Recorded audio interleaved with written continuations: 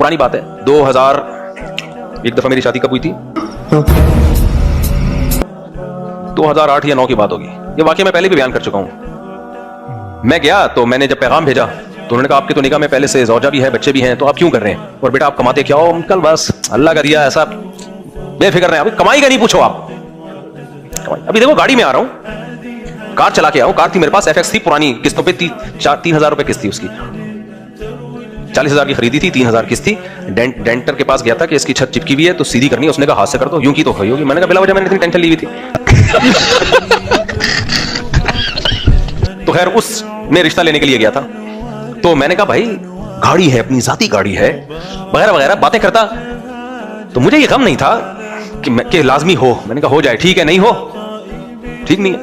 तो मैंने बोल दिया, मैंने कहा भाई मेरा पहली वाइफ से कोई झगड़ा नहीं है, मेरी उनसे औलाद भी है, मैं हंसी खुशी जिंदगी गुजार रहा हूं।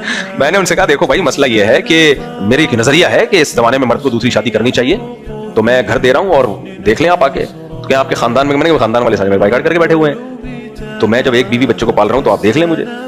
तो वो इनकार कर दिया उन्होंने। तो जो मस्तूरात थी ना घर की, उन्होंने इनकार कर दिया। तो मेरे जो ससुर थे ना, अभी इंतकाल हुआ उनका 1 साल पहले, अल्लाह उनकी मग़फ़िरत फरमाए, उन्होंने कहा यार यही करनी है अपनी बेटी की शादी।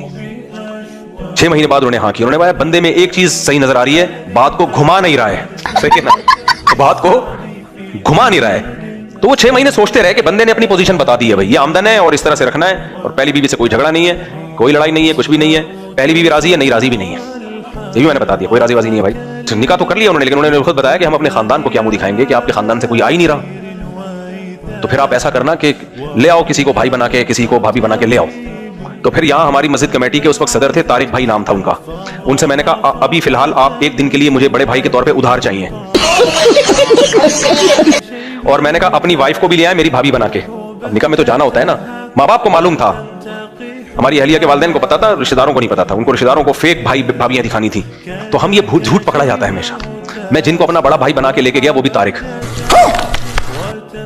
वहां पहुंचे, मैंने कहा, उन्होंने कहा मुफ्ती साहब ये तो मेरा नाम भी तारिक, आपका 2 भाइयों के नाम तारिक होते नहीं है।